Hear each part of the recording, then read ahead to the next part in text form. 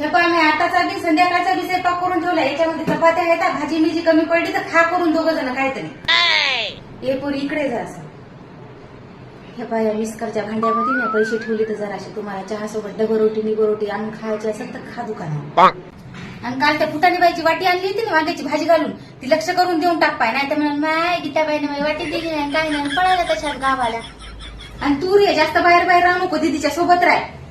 आई मी साक्षीला बोलू माझ्या सोबतीला. हो बोलू, पण तिच्यावर जरा लक्ष राहू दे. चोरटी आहे म्हणा ती. दमकोंडे कापूचा दारावर घेतलेला नेकलेस हात काढला होता म्हणा तिनं. उद्या आम्हाला सोयरिकीला जायचा. हो जा ना. ते तिथं कवाडाच्या मागे शर्ट अडकून ठेवले ते घालून जा. मी ते पांढरे कपडे घालून जातो. सोयरीक आपल्या पाहुण्याच्या पोराची आहे का तुमची आहे?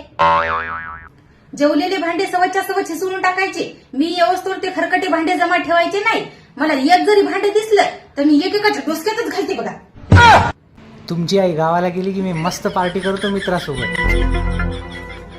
मला माहितच होतं तुम्ही असं करणार आहे म्हणून. मी बी लय हुशार आहो. तुमची पार्टी होऊ नये म्हणूनच मी घरामध्ये कार्टन ठेवून चालले.